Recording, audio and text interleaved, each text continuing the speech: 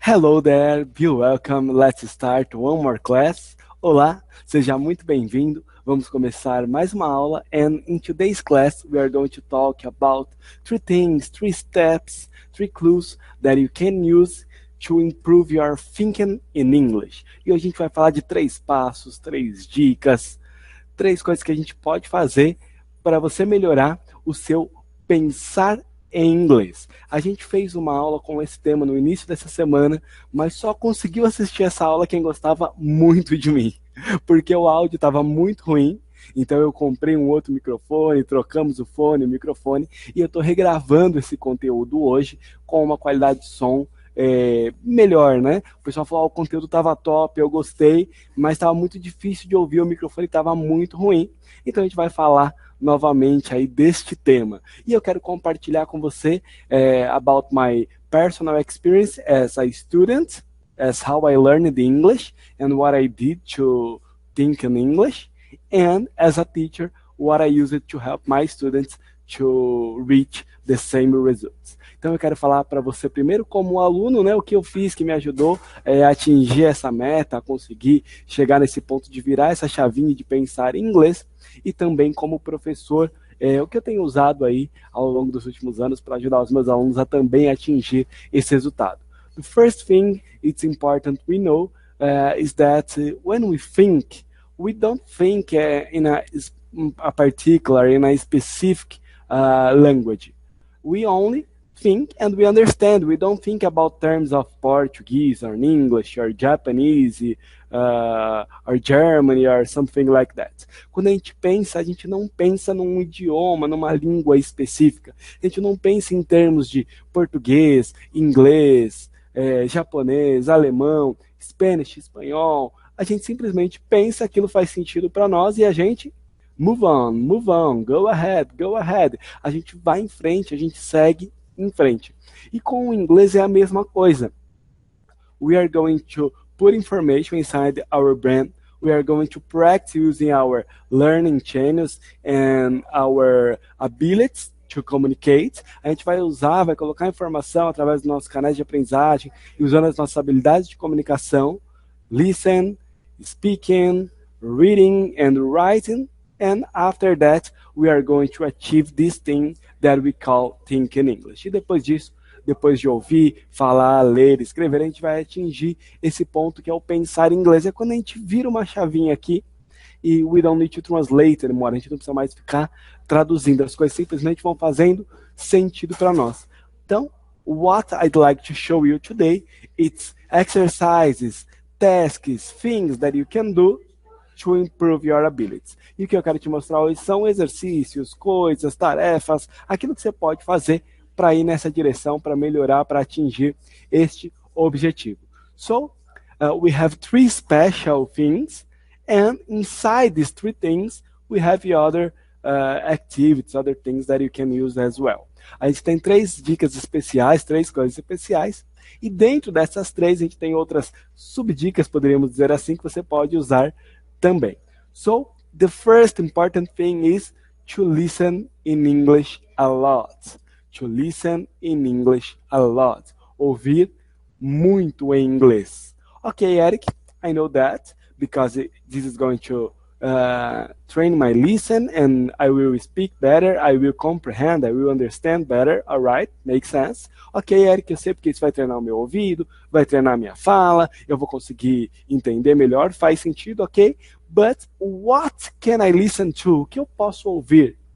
So, you can listen movies, you can listen series, you can listen podcasts, you can listen to lectures. Você pode ouvir filmes, você pode ouvir séries, você pode ouvir podcasts, você pode ouvir palestras, like TED Talks, for example, como do TED Talks, por exemplo.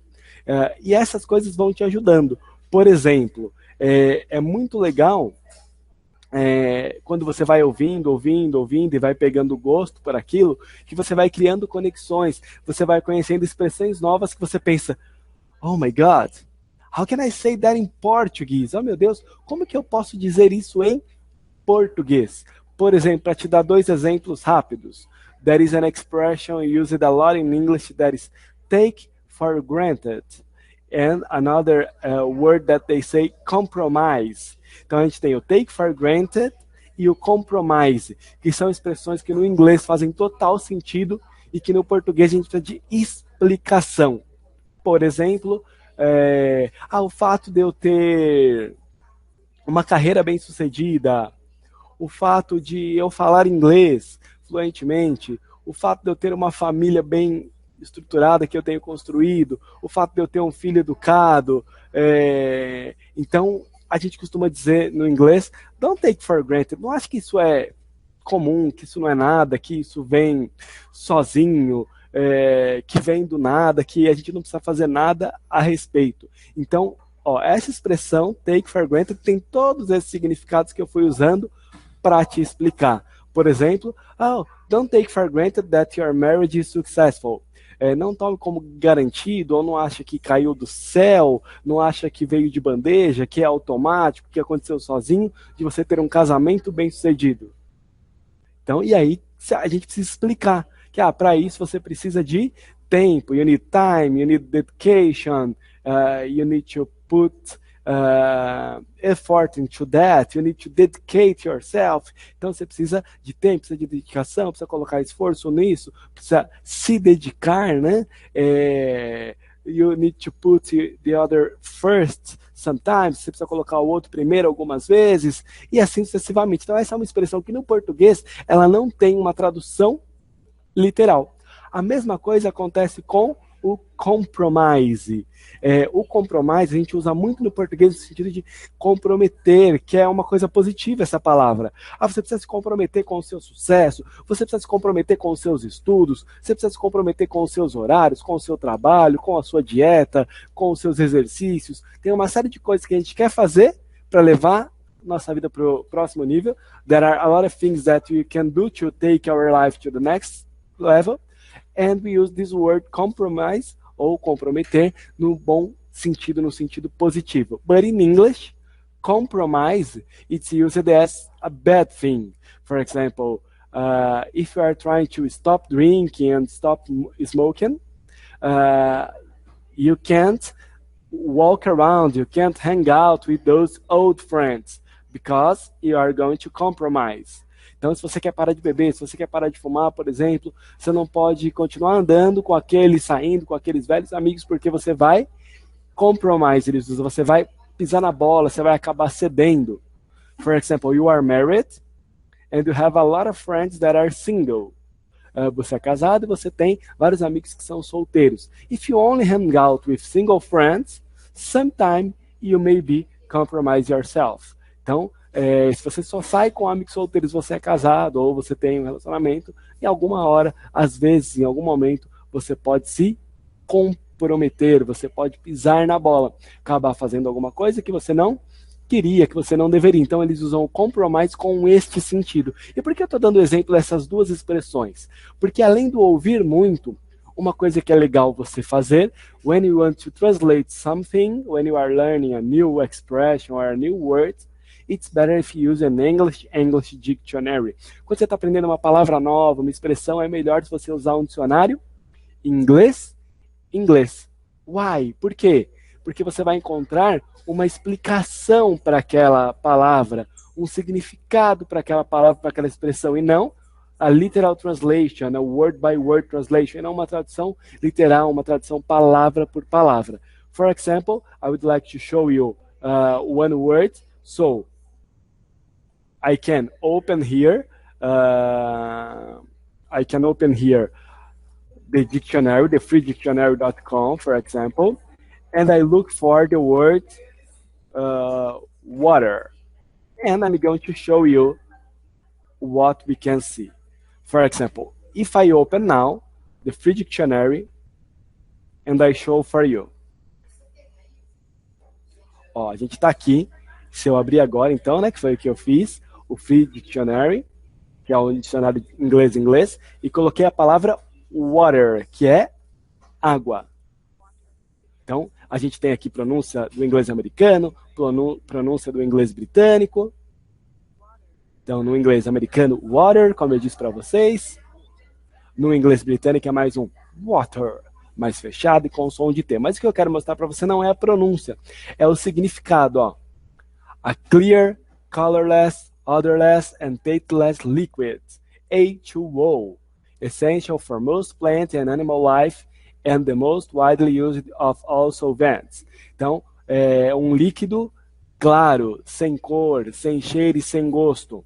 H2O, que é a fórmula essencial para as plantas, para a vida das plantas e dos animais, e um dos mais usados em todos os solventes.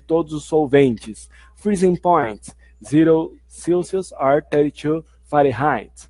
Então, ponto de congelamento, 0 graus Celsius ou 32 Fahrenheit. Boiling point, 100 Celsius or 212 Fahrenheit. Então, o ponto de ebulição, o ponto de ferver, 100 graus Celsius ou 212 Fahrenheit. E assim sucessivamente. Então, ao invés de eu ter uma explicação, water, em inglês, água, português, que eu não faço associação nenhuma, eu tenho uma explicação do significado. E eu dei exemplo com água só para pegar uma palavra simples. Ó. Se eu vim em car, que também é uma palavra simples.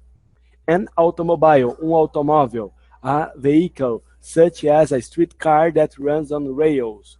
É um veículo, como um carro de rua que anda nos trilhos, nas faixas, por exemplo. E aí vai ter outras explicações. Agora, se eu vim aqui colocar compromise, que eu usei no exemplo para vocês, ó.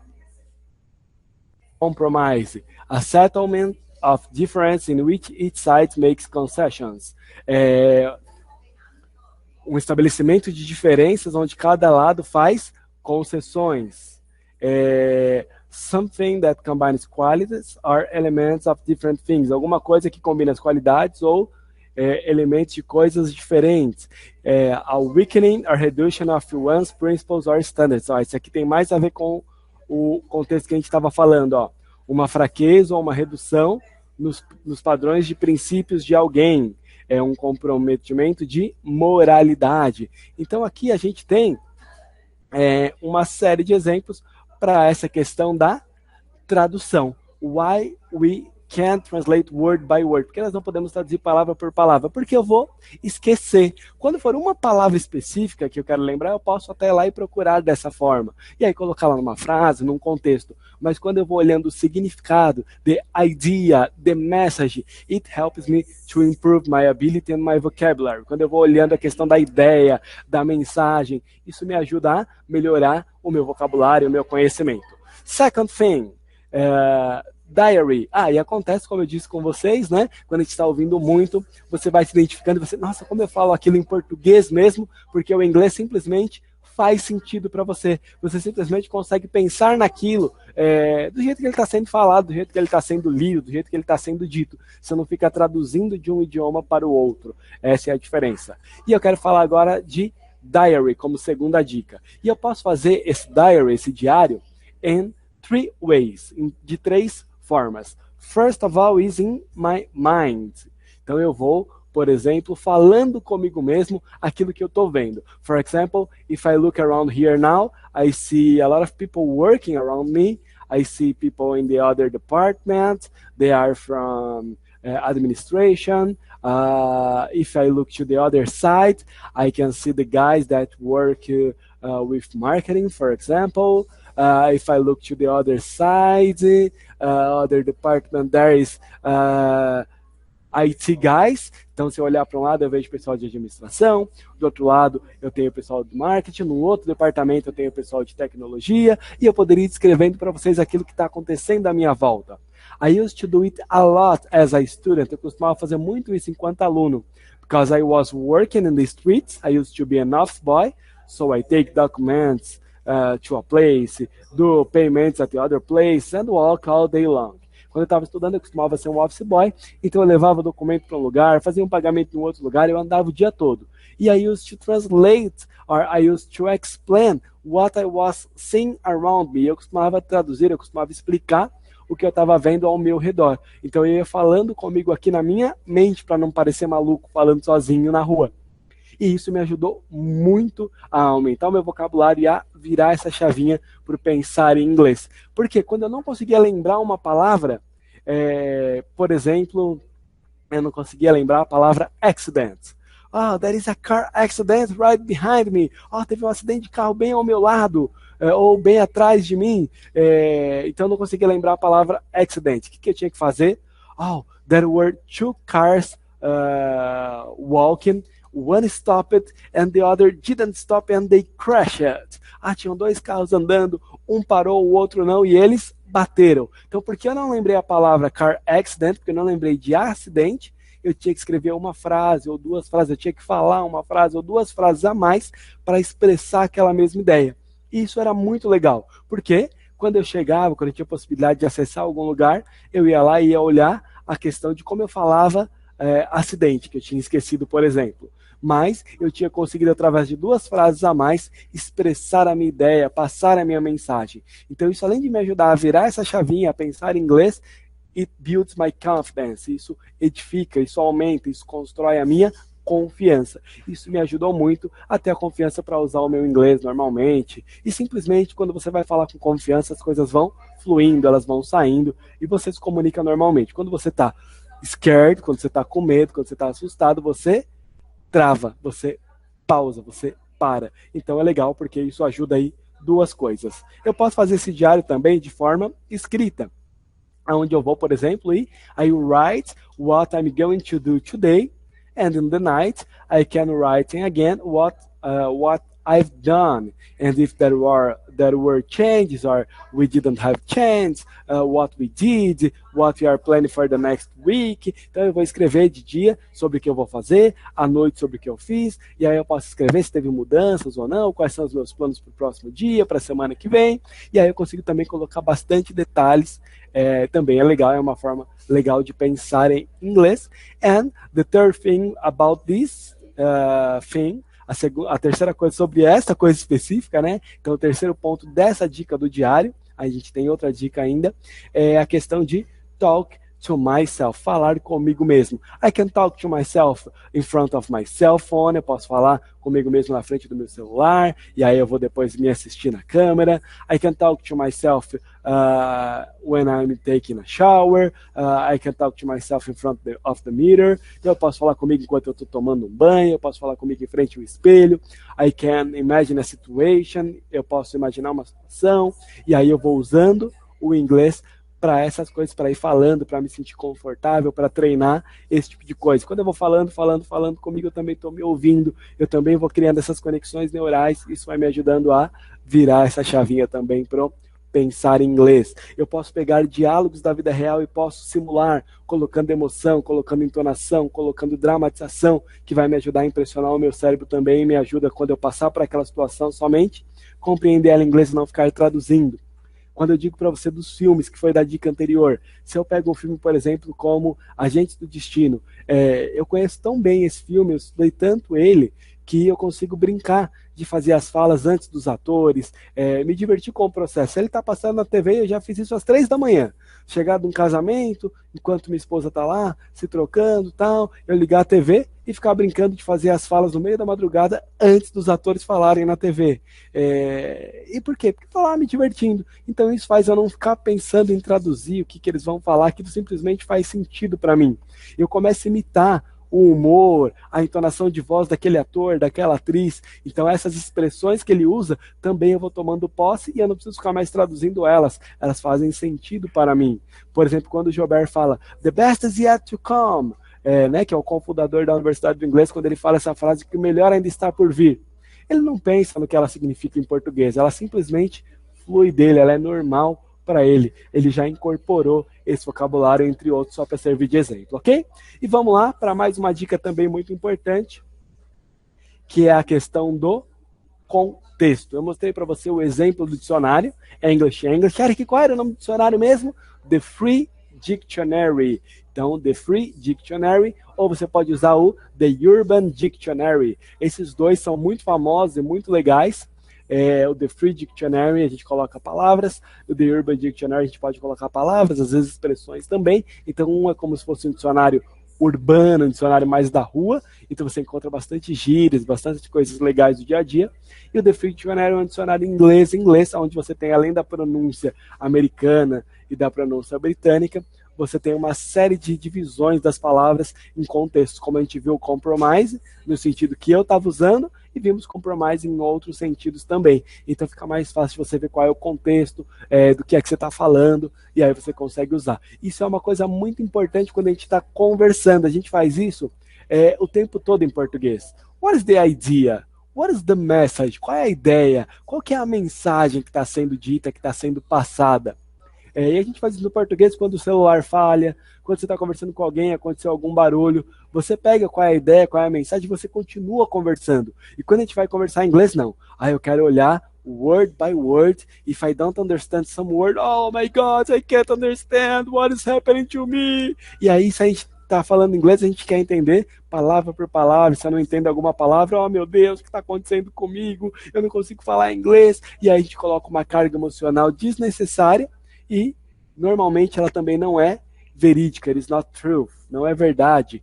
Por quê? Porque eu entendi a mensagem, eu entendi o contexto, eu posso continuar me comunicando. E depois eu posso ir lá e olhar algumas palavras específicas para ir continuar aumentando o meu vocabulário. Mas se eu consigo entender a mensagem, se eu consigo entender a ideia, I have to celebrate it. Eu tenho que celebrar isso. E por quê? Porque a gente vai juntando uma frase na outra no português quando a gente está falando. No inglês a mesma coisa, a gente conecta uma palavra na outra que gruda em outra frase. Por exemplo, I have to celebrate it. Parece que é uma coisa só. I have to celebrate it. Então, se eu separar I have to celebrate it. Mas no inglês não é assim, a gente não vai falar como se fosse um ditado para criança, fazendo o ditado devagar. Até mesmo quando a gente está trabalhando com atividades de ditado, a gente faz uma velocidade de fala comum. É mais difícil, mas prepara a gente para a vida real. Então isso é legal, porque a gente vai estar muito preparado para o que a gente vai encontrar lá fora. I can't say to someone that is talking to me, please, talk slowly. Então, por favor, fala um pouquinho mais devagar. Beleza, eu posso. Oh, I couldn't understand, can you repeat for me? Eu não consegui entender, você pode repetir para mim? Tudo isso tá ótimo, faz parte do processo.